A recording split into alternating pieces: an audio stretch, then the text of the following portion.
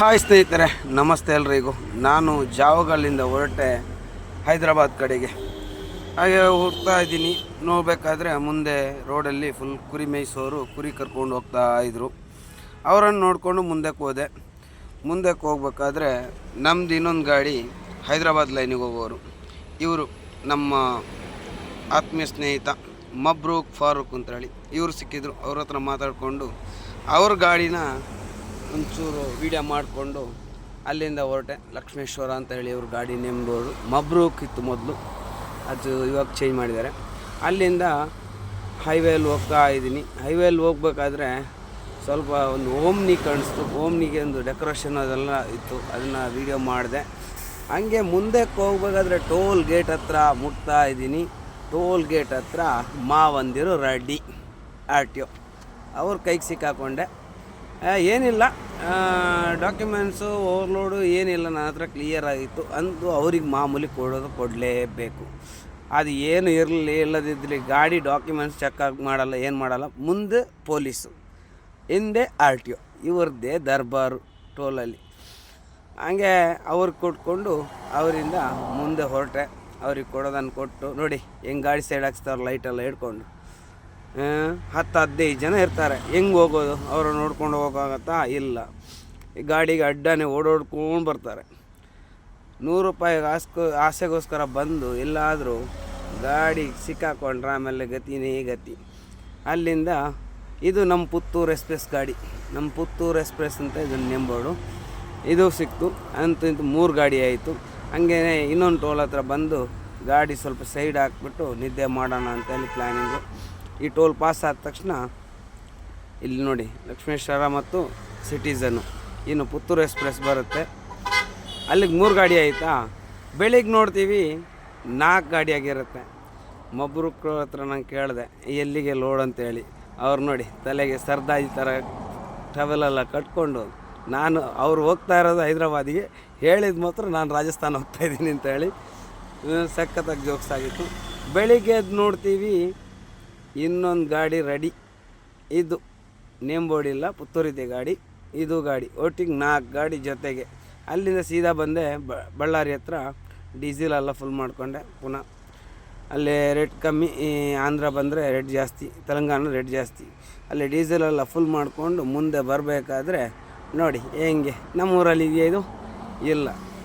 ಆಟೋದ ಹಿಂದ್ಗಡೆ 3 ಜನ ಕೆಳಗಡೆ ಹಾಕ್ಕೊಂಡು ಆರಾಮಾಗಿ ಮಾತಾಡ್ಕೊಂಡು ಕಷ್ಟ ಸುಖ ಮಾತಾಡ್ಕೊಂಡು ಹೋಗೋದು. ಹಾಗೇ ಮುಂದೆ ಬರಬೇಕಾದ್ರೆ ನೋಡಿ ಎತ್ತುಗಳೆಲ್ಲ ಹೋಗ್ತಾಯಿತ್ತು ಬೆಳಿಗ್ಗೆನೆ.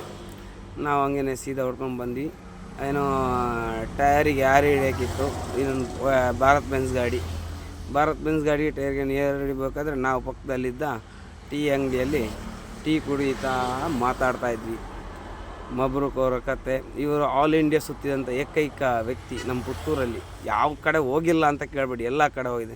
ಅಲ್ಲಿಂದ ಮುಂದೆ ಬರಬೇಕಾದ್ರೆ ಒಂದು ಸ್ಟ್ಯಾಚ್ಯೂ ನೋಡಿದೆ ಹನುಮಂತಂದು, ಅದನ್ನು ವೀಡಿಯೋ ಮಾಡ್ಕೊಂಡು ಮುಂದೆ ಬಂದೆ. ಅದು ಸ್ವಲ್ಪ ಮುಂದೆ ಬರಬೇಕಾದ್ರೆ ನೋಡಿ ಯಾವ ಥರ ಇದೆಲ್ಲ ಸಖತ್ತಾಗಿದೆ. ನೋಡೋಕ್ಕೊಂದು ಚಂದನೇ ಬೇರೆ. ಕೆಳಗಡೆ ಕೃಷಿ, ಮೇಲ್ಗಡೆ ಗುಡ್ಡ ಬೆಟ್ಟ ಪರ್ವತ ಎಲ್ಲ ಇದೆ ಅಲ್ಲಿ. ಯಾವುದಿಲ್ಲ ಅಂತ ಹೇಳೋಕ್ಕಿಲ್ಲ, ಎಲ್ಲ ಇದೆ. ಅಲ್ಲಿಂದ ಹಂಗೆ ಮುಂದೆ ಬರಬೇಕಾದ್ರೆ ಇನ್ನೊಂದು ಆಟೋ ನೋಡಿದೆ. ಆ ಆಟೋದಲ್ಲಿ ನೋಡಿ ಮೇಲ್ಗಡೆ 3 ಜನ, ಕೆಳಗಡೆ ಇದು ಆಟೋನ ಅಲ್ಲ ಡಬಲ್ ಟಕ್ಕರ್ ಬಸ್ಸ, ಒಂದು ಗೊತ್ತಾಗ್ತಾ ಇಲ್ಲ, ಹಂಗಿತ್ತು. ಅಲ್ಲಿಂದ ಮುಂದೆ ಬರಬೇಕಾದ್ರೆ ಸಖತ್ತಾಗಿರೋ ಬ್ರಿಡ್ಜಲ್ಲಿ ಬರ್ತಾ ಇದೆ. ಬ್ರಿಡ್ಜಿ ನೋಡಿ ಯಾವ ಥರ ಇದೆ ಅಂತ. ದೊಡ್ಡ ಬ್ರಿಡ್ಜ್, ಓದು ಮುಗಿಯಲ್ಲ, ಅಷ್ಟೇ ಉದ್ದ ಇದೆ ಬ್ರಿಡ್ಜು. ಆ ಬ್ರಿಡ್ಜ್ ಪಾಸಾಗಿ ಮುಂದೆ ಬರಬೇಕಾದ್ರೆ ನನಗೊಬ್ಬರು ಅತಿಥಿ ಸಿಕ್ಕಿದ್ರು. ಈ ಗಾಡಿ ಸೈಡ್ ಹಾಕಪ್ಪ, ಕಳ್ಳರ ಥರ ಯಾಕೆ ಮಾಡ್ತೀಯ ಅಂತೆಲ್ಲ ಕೇಳೋದು ನೋಡಿ. ಆ ವಯಸ್ಸು ಕಳ್ಳರಂತ ನಾವು ಕದ್ದಿಲ್ಲಲ್ಲ.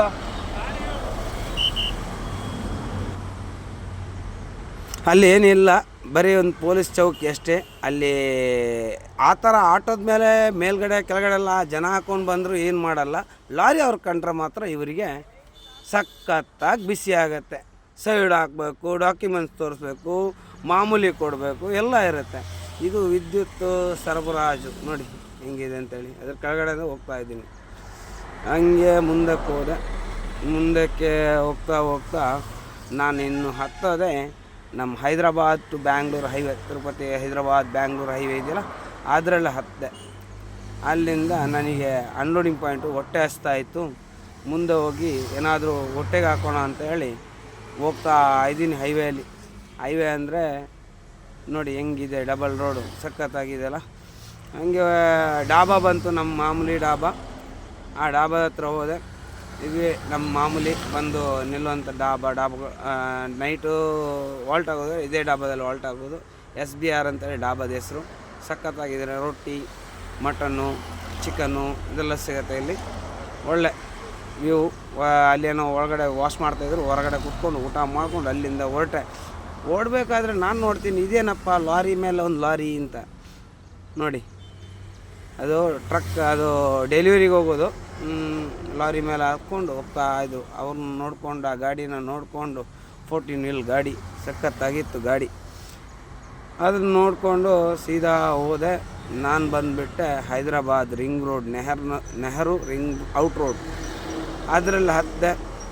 ಅದರಲ್ಲಿ ಹತ್ತಿ ಇನ್ನೇನು ನಾನು ಅನ್ಲೋಡ್ ಪಾಯಿಂಟಿಗೆ ಹೋಗ್ಬೇಕಂದ್ರೆ ಎಕ್ಸಿಟ್ 5ರಲ್ಲಿ ಎಳಿಬೇಕು. ಎಕ್ಸಿಟ್ 5ಕ್ಕೆ ಹೊಡ್ಕೊಂಡು ಬಂದೆ. ಹಂಗೆ ಸ್ವಲ್ಪ ವ್ಯೂಸ್ ಎಲ್ಲ ತೊಗೊಂಡು ಸೀದಾ ಬಂದೆ. ಹಂಗೆ ಇಂತೂ ಎಕ್ಸಿಟ್ 5 ಬಂದೇ ಬಿಡ್ತು. ಎಕ್ಸಿಟ್ 5ದಲ್ಲಿ ಇಳಿದೆ ಸಾಯಂಕಾಲ ಹೊತ್ತಿಗೆ. ಎಕ್ಸಿಟ್ 5 ಒಂದು 6-6:30 ಆಯಿತು. ಅಲ್ಲಿಂದ ಅನ್ಲೋಡ್ ಪಾಯಿಂಟಿಗೆ ಇಟ್ಟು ಒಂದು ಅನ್ಲೋಡ್ ಆಯಿತು. ಆಮೇಲೆ ಊಟ ಮಾಡೋಣ ಅಂತೇಳಿ ಹೊಟ್ಟೆ ಹಸ್ತಾಯಿತ್ತು. ರಾತ್ರಿ 10:30 ಏನೋ ಆಗಿತ್ತು.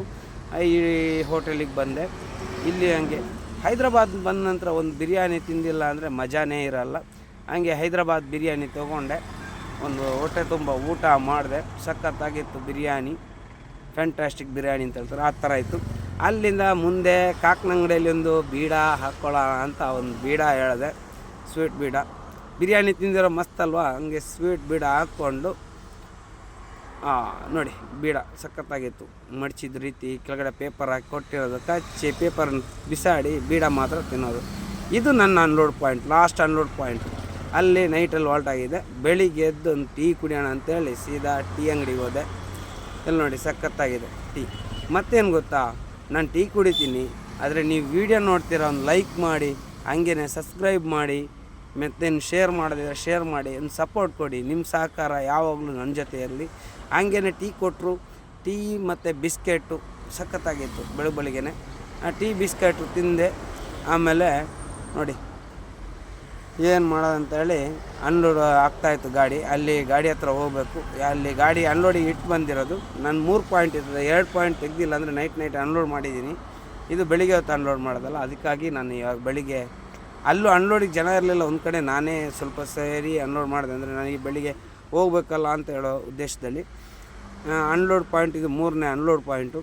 ಇಲ್ಲಿ ಅನ್ಲೋಡ್ ಮಾಡಿ ಆಮೇಲೆ ನೋಡಬೇಕು. ಇಲ್ಲಿ ಅನ್ಲೋಡ್ ಆಗ್ತಾಯಿದೆ ಗಾಡಿ. ಅಲ್ಲಿಂದ ಅನ್ಲೋಡ್ ಮಾಡಿಕೊಂಡು ಅವರು ರಿಸೀವ್ಟ್ ಕೊಡೋಕ್ಕಿತ್ತು. ಈ ಅಣ್ಣನ ಕೈಯಲ್ಲಿ ಇದೆಲ್ಲ ಪೇಪರು, ಅದು ನನಗೆ ಕೊಡಬೇಕಿತ್ತು. ಅದು ಕೊಟ್ಟರು. ಆಮೇಲೆ ನಾನು ಹೊರಟೆ ಆಫೀಸ್ ಕಡೆ. ನೆಕ್ಸ್ಟ್ ವೀಡಿಯೋದಲ್ಲಿ ಸಿಗ್ತೀನಿ. ಬಾಯ್, ಸಿ ಯು.